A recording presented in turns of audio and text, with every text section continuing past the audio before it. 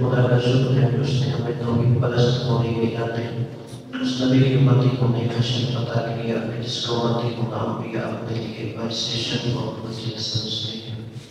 خدا کا شکر ہے کہ اس نبی کا انتہا کی محبت قوت رسالت خلق فرمایا۔ اول دین معلم الجمال امیر المؤمنین نے فرمایا کہ دین کی ابتدا یہ ہے کہ انسان خدائے جبار کی معرفت حاصل کرے اور ہم خدا کی معرفت کے لیے خدا کی صفات کا تذکرہ لیتے ہیں۔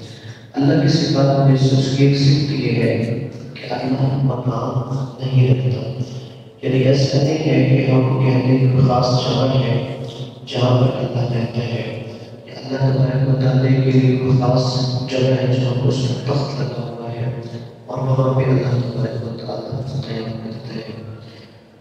اور اسی وجہ سے جہاں پہ قرآن مجید میں آیا الرحمن علی العرش استویٰ کہ عرش کی جگہ کے حوالے سے، تو وہاں پر ائمہ معصومین علیہ السلام نے فرمایا کہ اس سے مراد یہ ہے کہ جیسے اللہ تبارک و تعالیٰ مادی دنیا پر حکومت کرتا ہے، اسی طرح وہ مالا و طبیعی دنیا پر بھی حاکم ہے۔ تو پھر امیر المؤمنین علیہ السلام سے ایک بندے نے سوال کیا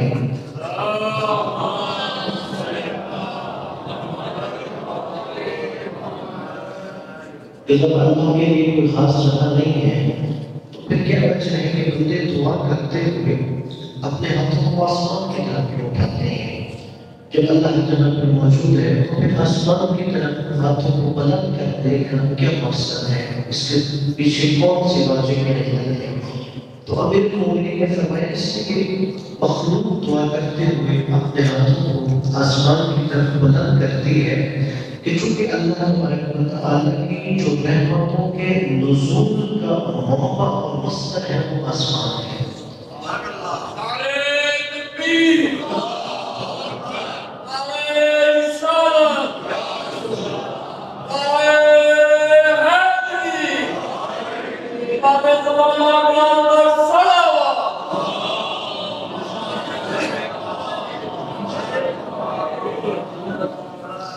لہذا ائمہ معصومین کے فرامین کی مشکل خدا کے بارے میں ہمارا یہ عقیدہ ہونا چاہیے کہ اللہ تبارک و تعالیٰ کسی خاص جگہ پر موجود نہیں ہے، بلکہ وہ اپنی قدرت کے ذریعے ہر جگہ پر موجود ہے۔ تو ہے کہ اللہ تبارک و تعالیٰ ہمیں نظام کی معرفت نصیب فرمائے اور ہم سب کے اور ہمارے ماموں کی بخشش فرمائے، اپنے بڑے گناہوں کی مغفرت کے لیے اور ان کے فضیلت درجات کے لیے اللہ تسلیم۔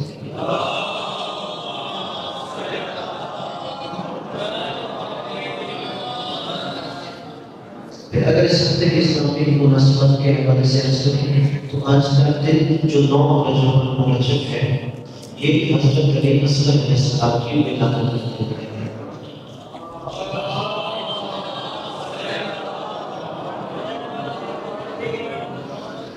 اور جیسے کہ مشہور یہ ہے کہ یہ کربلا کے سب سے ننھے شہید تھے، لیکن صاحب والی سلطان نے یہ روایت لکھی ہے کہ امام علیہ السلام کے ان سے چھوٹے بھی بیٹے تھے جن کا نام عبداللہ تھا، جو ہم زیادہ میں پڑھتے ہیں السلام علیکم یا عبداللہ حسین۔ صاحب والی سلطان کو لکھتے ہیں کہ وہ امام علیہ السلام کے حضرت علی اصغر سے بھی چھوٹے بیٹے جن کا نام عبداللہ تھا۔ لیکن کربلا میں اگر حضرت علی اصغر علیہ السلام کو دیکھیں تو 9 رجب ان کی ولادت ہے اور 28 رجب کو یہ قافلہ 6 مہینے کی عمر مبارک ہے کہ جب واقع کربلا ہو رہا تھا۔ اور اگر حضرت علی اصغر علیہ السلام کا کربلا کے حوالے سے کردار دیکھیں تو آیت اللہ مرزا حسن شیرازی کا یہ جملہ ہے کہ وہ یہ کہتے ہیں کہ در حقیقت حضرت علی اصغر علیہ السلام کربلا میں امام حسین کی مظلومیت کی ایک سند ہے۔ یعنی اگر کوئی پوچھے کہ امام علیہ السلام کربلا میں مظلوم تھے تو آپ انہیں کربلا میں حضرت علی اصغر کا کردار دکھائیے کہ وہ بچہ جو تلوار نہیں اٹھا سکتا، جو نیزہ نہیں اٹھا سکتا، اپنا دفاع نہیں کر سکتا، اس بچے کی شہادت اس بات کی دلیل ہے کہ امام حسین علیہ السلام مظلوم تھے اور ان کے مد مقابل ظالم لوگ تھے۔ اب پھر بہت ساری یہ خوب کہ مؤسس اور بانی ہے ایت اللہ عبدالکلیم الحریری، ان کا جملہ ہے، وہ وہ جب بھی اپنا درس شروع کرتے تھے تو درس سے پہلے اپنے کسی طالب علم کو کہتے تھے کہ تم تھوڑا سے مسائل پڑھو۔ ایک دن انہوں نے اپنے سارے طلباء سے کہا کہ جب بھی میں اپنا درس پڑھاؤں گا تو اس سے پہلے حضرت علی اصغر علیہ السلام کے مسائل کا تذکرہ کروں۔ اور ان کا شاگرد کہتا ہے کہ 70 یا 80 دن گزر گئے۔ اس کے بعد میں نے اپنے استاد سے کہا کہ کیا وجہ ہے کہ آپ مسلسل 70-80 دن سے کربلا کے اس شہید کا تذکرہ کروا رہے ہیں، حضرت علی اصغر علیہ السلام کا؟ تو اللہ کریم بھائی کہتے ہیں کہ ابھی ان دنوں میں بھی 70-80 دنوں میں جو مسائل بیان کیے گئے ہیں وہ اس بچے کے بہت تھوڑے مسائل ہیں۔ اور پھر آگے جو میں نے جملہ کہا اور انہوں نے کہا میں اس لیے اپنے درس سے پہلے کہتا ہوں کہ اس کربلا کے شہید حضرت علی اصغر علیہ السلام کے مسائل کا تذکرہ کرے کہ اگر کوئی بھی مومن کربلا کے اس شہید حضرت علی اصغر علیہ السلام سے توسل کرے تو اللہ اس کی ہر مشکل پریشانی کو دور کر دے گا۔ یعنی اگر تم یہ چاہتے ہو کہ ہماری جو مشکلات ہیں، جو مسائل ہیں، جو پریشانیاں ہیں، خدا کی بارگاہ میں حضرت علی اصغر علیہ السلام کو وسیلہ بنائے تو ہر پریشانی دور کرے گا۔ خدا کی بارگاہ میں ہمیں آئمہ رسول اللہ کی سیرت پر چلنے کی توفیق عطا فرمائے۔ حضرت علی اصغر علیہ السلام کو شہدائے کربلا کی ذات پہ بلند تک صلوات پڑھیے۔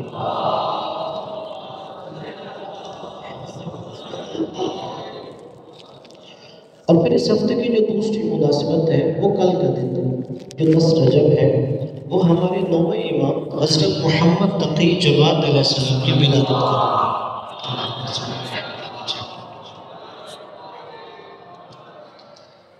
اگر ہم 9ویں امام کی سیرت دیکھیں تو 8ویں امام علی رضا علیہ السلام کی کافی عرصے تک اولاد نہیں تھی، یعنی عمر کے کئی سال گزر گئے، ان کی اولاد نہیں تھی اور لوگ جیسے نبی کو تانا دیتے تھے یہ ابتر ہے، تو 8ویں امام کو بھی لوگوں نے یہ تانا دینا شروع کر دیا کہ یہ ابتر ہے، نعوذ باللہ یہ مقتول نسل ہے، ان کے بعد آگے امامت کا سلسلہ جاری نہیں ہوگا۔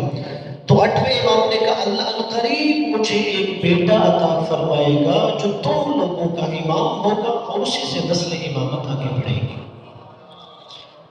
اور یہی وجہ ہے کہ 8ویں امام کے بعد 9ویں امام ان کی اولاد، 10ویں امام ان کی اولاد یا 11ویں امام ان کی اولاد، اس زمانے میں انہیں ابن رضا کہا جاتا تھا، یعنی یہ رضا کا بیٹا ہے۔ 9ویں امام اور ان کی اولاد 10ویں امام، یعنی سب کو ابن رضا کہا جاتا تھا، اس لیے کہ وہ جو انہیں ابتر کا تانا دیا جاتا تھا یہ اللہ تبارک و تعالیٰ کی ایک مشیت تھی کہ اس کے بعد جتنی نسل امامت آگے بڑھ رہی تھی انہیں امام رضا علیہ السلام سے منسوب کیا جا رہا تھا۔ اور پھر اگر ہم 9ویں امام کو دیکھیں تو پہلے امام سے لے کے 9ویں امام تک یہ پہلے امام تھے کہ جو بظاہر کم سنی میں منصب امامت پر فائز ہوئے۔ گزشتہ جمعہ میں نے عرض کیا تھا کہ 10ویں امام جب امام بنے 7 سال ان کی عمر تھی، لیکن ان سے پہلے جب 9ویں امام منصب امامت پہ آئے تو ان کی عمر مبارک 8 سال تھی، اور یہ ساری تاریخ امامت میں پہلے امام تھے کہ جو اس کم سنی میں منصب امامت پہ فائز ہو گئے۔ یعنی لوگوں نے مولا علی، امام حسن، امام حسین علیہ السلام، امام سجاد علیہ السلام یا امام باقر علیہ السلام، امام صادق علیہ السلام، امام قاسم علیہ السلام یا امام رضا علیہ السلام کو دیکھا کہ ہر ایک جب منصب امامت پہ آ رہا تھا، کوئی 40 سال کی عمر میں، کوئی 50 سال کی عمر میں، کوئی 47 سال کی عمر میں، یعنی کبر سنی میں، لیکن پہلی دفعہ 9ویں امام کو دیکھا کہ 8 سال کا بچہ ہے وہ منصب امامت پہ فائز ہو رہا تھا۔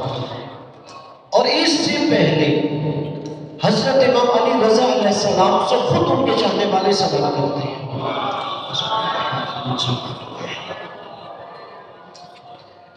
کہ جب 8ویں امام سے پوچھا، 9ویں امام دنیا میں تشریف لا چکے تھے، کہ آپ کے بعد یہ امامت کس کی طرف جائے گی؟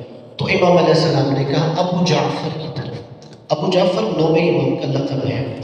جب ابو جعفر کے بارے میں سنا تو اس وقت 9ویں امام کی عمر کم سنی کا عالم ہے، تو وہ لوگ بظاہر شیعہ ہیں، امام کے شاگرد ہیں، تعجب کر کے کہتے ہیں مولا کیا یہ کم سن جو آپ کا بیٹا ہے وہ امام بنے گا؟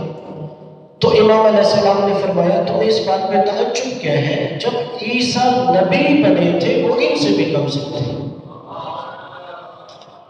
یعنی اگر کوئی کم سنی میں نبی بن سکتا ہے تو کم سنی میں منصب امامت پہ فائز کیوں نہیں ہو سکتا؟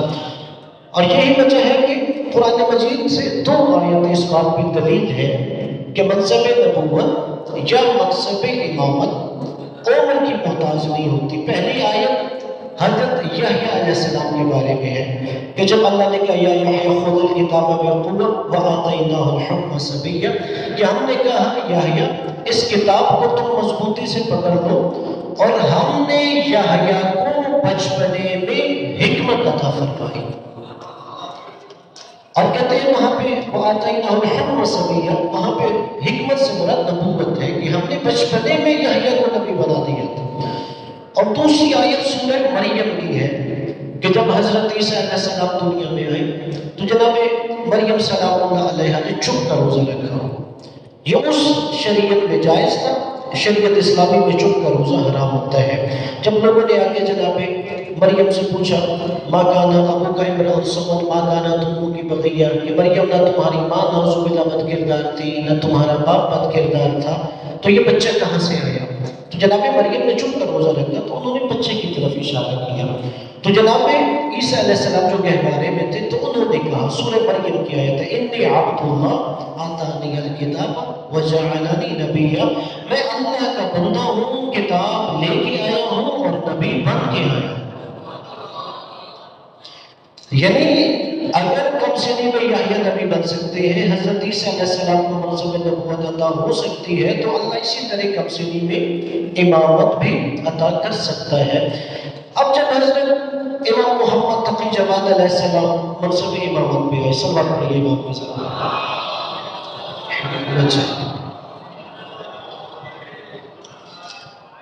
تو وہ پورا ایک نظام تھا جو امامت کے خلاف کام کر رہا تھا۔ تو انہوں نے کہا یہ کیسے ممکن ہے کہ 8 سال کا بچہ امام ہے؟ آپ تصور کیجئے، یعنی کہ میں پڑھ تو رہا ہوں یا آپ سن رہے، تصور کریں ایک لمحے کے لیے کہ 8 سال کا بچہ منصب امامت پہ ہے اور وہ پوری کائنات کے لوگوں کی ہدایت کر رہا ہے۔ لوگوں کے ذہنوں میں شکوک و شبہات پیدا ہوں گے کہ ہم کیسے 8 سال کے بچے کے پاس جائیں اور اس سے رہنمائی لیں دین اور دنیا کے کاموں میں۔ اور جو مخالف تھے امامت کے، اہل بیت سے دور تھے، انہوں نے کہا ہمارے پاس یہ ایک سنہرا موقع ہے کہ ہم امامت کے نظریے کو غلط ثابت کرتے ہیں کہ 8 سال کا بچہ کیسے امام ہو سکتا ہے۔ اور دوسری طرف مامون چونکہ 8ویں امام کے قتل میں ملوث تھا، اس نے یہ اعلان کر دیا کہ میں اپنی بیٹی ام الفضل کا نکاح محمد تقی سے کروں۔ تو لوگوں نے مامون سے کہا جو اس کے خاندان کے تھے بنو عباس والے کہ تم نے اپنی بیٹی کا اس بچے سے کیا دیکھا ہے کہ اس کے ساتھ عقد کر رہے ہو؟ تو مامون نے ایک جملہ کہا کہ وہ عمر میں چھوٹا ہے مگر علم میں بہت بڑا ہے۔ تو اس کے لیے باقاعدہ ایک مناظرہ رکھا گیا۔ حکومت نے قاضی القضاة جو چیف جسٹس تھا یحییٰ ابن اقسم کا انتخاب کیا۔ اس زمانے میں چیف جسٹس اس کو بنایا جاتا تھا جو حکومت کی نظر میں سب سے بڑا عالم ہے۔ انہوں نے کہا کہ وہ اس 8 سال کے بچے سے علمی مناظرہ کرے گا، اور یہ سب سے پہلے 8ویں امام کے اس صاحبزادے نے بتایا کہ امامت عمر کی محتاج نہیں ہے، علم کی محتاج ہے۔ اور سامنے 9 سے اس نے علماء کو بلایا، مفتیان کو بلایا، اور وہاں پہ مامون سے یحییٰ ابن اقسم کہتا ہے کہ مجھے اجازت ہے کہ میں اس بچے سے سوال کروں۔ اب مامون کو پتہ ہے کہ وہ اس لیے مجھے کہہ رہا ہے، بچے سے نہیں پوچھ رہا کہ اس کی انا پہ ضرب لگتی ہے۔ مامون نے کہا تم نے اجازت مجھ سے نہیں اس 8 سال کے بچے سے لے دی۔ اور یحییٰ ابن اقسم بچے سے کہتا ہے۔ تو 8ویں امام کے فرزند امام محمد تقی علیہ السلام فرماتے ہیں کہ مجھے یہ بتاؤ پہلا سوال تم مجھ سے کرو گے یا میں پہلا سوال تم سے کروں؟ اور یہ وہ سب کہہ سکتا ہے کہ جسے اپنے علم پر ناز ہو۔ لوگ تو یہ دیکھ رہے ہیں کہ 8 سال کا بچہ ہے۔ یحییٰ ابن اقسم نے کہا نہیں، پہلا سوال میں تم سے کروں گا۔ امام نے کہا کرو۔ وہ کہتا ہے کہ مجھے یہ بتائیے کہ ایک بندہ ہے جس نے حالت احرام میں شکار کیا ہے، اب جس نے حالت احرام میں شکار کیا ہے وہ کفارہ کیا دے گا؟ تو فوراً نو امام کہتے ہیں کہ تمہارا سوال واضح نہیں ہے، تمہارے اس ایک سوال کے 22 سوال بنتے ہیں۔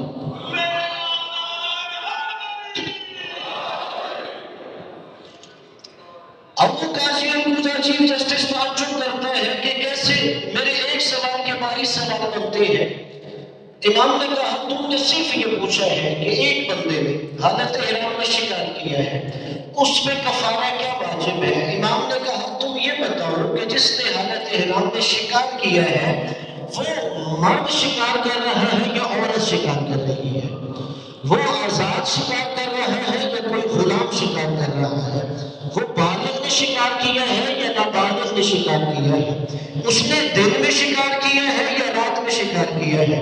وہ چرند کا شکار کر رہا ہے یا پرند کا شکار کر رہا ہے؟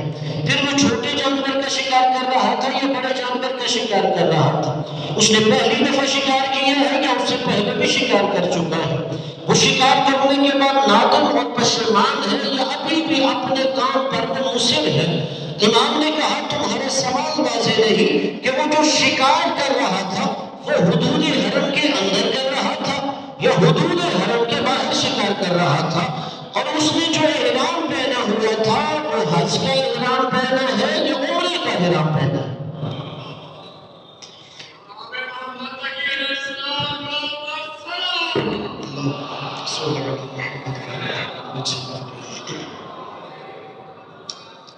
یہ سن کے قاضی القضا پریشان ہو گیا۔ اس نے کہا خود مجھے ایک سوال کا جواب دے، اور پھر امام نے اسے ایک سوال کا جواب دیا۔ تو یہ پہلا موقع تھا کہ جب لوگوں نے دیکھا کہ 8 سال کی عمر میں کہ مکتب اہل بیت سے ایک شخص منصب امامت پہ آتا ہے، اور امام نے اپنے علم کے ذریعے اسے لاجواب کر دیا۔ اور یہ امام کے ایک طولانی مناظرہ ہے، جسے امام کی سیرت پڑھنے کا شرف ہو تو وہ ضرور کتابوں میں اس کی طرف پورا مناظرہ نہ پڑھے۔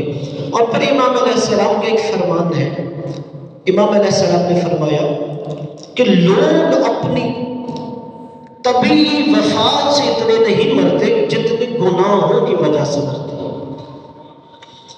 یعنی یہ جو گناہ ہے اس کے انسان کی زندگی پہ اثرات ہوتے ہیں۔ مولانا نے کہا اللہ نے ایک طبیعی عمر مقرر کی ہوئی ہے، مگر کچھ گناہ ایسے ہیں جو انسان کی عمر کو کم کر دیتے ہیں۔ امام نے کہا یہ جو روز لوگ مر رہے ہوتے ہیں اتنا اپنی طبیعی وفات کی وجہ سے نہیں مر رہے ہوتے جتنے گناہوں کی وجہ سے ان کی عمریں کم کرنے کی ہوتی ہے۔ اور پھر امام نے فرمایا اللہ نے انسان کی ایک طبیعی عمر مقرر کی ہوئی ہے، لوگ اتنی طبیعی عمر نہیں گزار رہے ہوتے جتنی اپنی نیکیوں کی وجہ سے اپنے عمر میں اضافہ کر رہے ہوتے ہیں۔ یعنی جیسے کچھ ہمارے گناہ زندگی کم کر دیتے ہیں، نبی امام نے کہا ویسے کچھ تمہارے اعمال تمہاری زندگی کو زیادہ کر دیتے ہیں۔ دعا ہے کہ اللہ تبارک و تعالی ہمیں ان امور پہ عمل کرنے کی توفیق عطا فرمائے جو زندگی کی طولانی کے باعث بنتے ہیں، اور ہمارے گناہوں کو معاف فرمائے۔ امام محمد تقی علیہ السلام کی ذات پہ بلند تک صلوات پڑھیے۔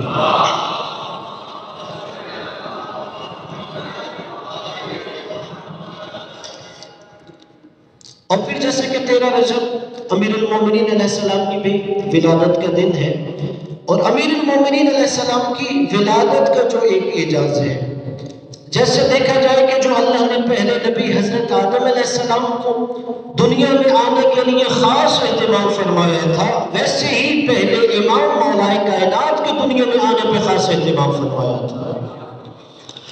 جیسے کہ خود اہل سنت عالم علامہ حاکم نیشاپوری نے المستدرک علی الصحیحین میں یہ جملہ لکھا ہے کہ ولد علی فی جوف الکعبہ، کہ حضرت علی کعبہ کے عین مرکز میں دنیا میں آ گئی تھی۔ اور اس جملے کی علماء تشریح کرتے ہیں کہ یہ نہیں ہے روایت کا جملہ کہ رکن جمانی کی طرف آئے یا رکن شمالی کی طرف آئے یا رکن جنوبی کی طرف مولا علی کی ولادت ہوئی، نہیں، ولد علی فی جوف الکعبہ، عین کعبہ کے مرکز میں دنیا میں آئے۔ علماء کہتے ہیں اس کے پیچھے بھی گویا راز یہ ہے کہ اگر اللہ کے گھر کا کوئی ایک کونا، کوئی ایک رکن مولا کائنات سے منسوب ہو جاتا تو بعید نہیں تھا جس کے دل میں بغض علی ہے وہ کہتا ہے کہ میں اس رخ کی جانب منہ نہیں کروں گا جہاں پہ امیر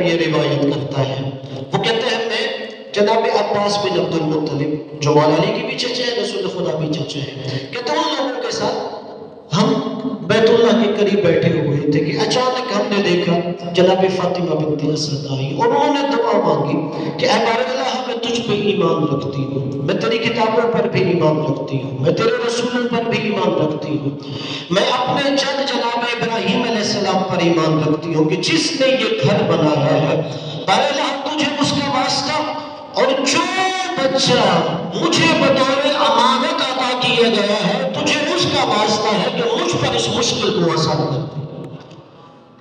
اب روایت ہے کہ جیسے ہی جناب فاطمہ نے یہ دعا مانگی اس کے بعد دیوار کعبہ شق ہو گئی اور جناب فاطمہ بنت اسد اندر چلی گئی۔ اور پھر آگے روایت ہے وہ کہتے ہیں کہ ہم لوگوں کو تعجب ہوا جو بیت اللہ کے اطراف میں بیٹھے تھے، ہم تیزی سے دوڑے کہ جناب فاطمہ بنت اسد کس کیفیت میں بیت اللہ کے اندر چلی گئی، اور اس کے بعد جناب عباس بن عبد المطلب ہاشمیوں کے پاس گئے، خانہ کعبہ کی چابی کو منگوایا گیا اور کہتے ہیں وہ قفل جو ہر روز کھولا جاتا ہر روز بند کیا جاتا، مگر 3 دن تک اس تالے کو کھولا جاتا رہا مگر اس چابی سے وہ تالا نہیں کھول رہا تھا۔ اور چوتھے دن جناب فاطمہ بنت اسد واپس آئی اور اس کے بعد رسول خدا صلی اللہ علیہ وسلم خود لینے کے لیے آئے۔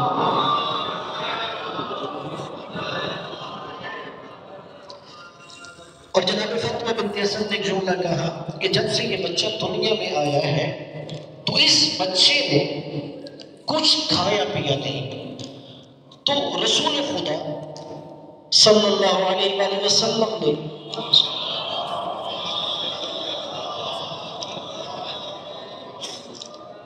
اپنی زبان رسالت دہن امامت میں دے دی۔ اور یہاں پہ علامہ حضرت زیدی صاحب کا یہ جملہ اللہ ان کے درجات بلند فرمائے، وہ فرمایا کرتے تھے یعنی اسی چیز کی منظر کشی کرتے ہوئے کہ یعنی امیر المومنین علیہ السلام نے کچھ کھایا نہیں، اور اس پہلی غذا کہ رسول خدا نے اپنی زبان رسالت دہن امامت میں دے دی۔ وہ کہتے ہیں کہ علی اسے کہتے ہیں جسے پہلے دن ہی نبی نے زبان دے دی۔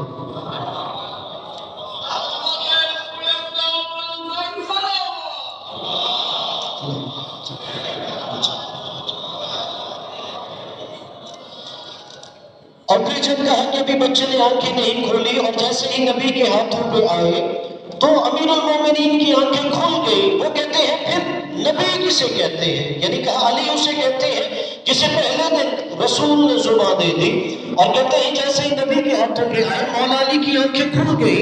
وہ کہتے ہیں نبی اسے کہتے ہیں جسے دیکھ کر علی کی بھی آنکھیں کھل جاتی۔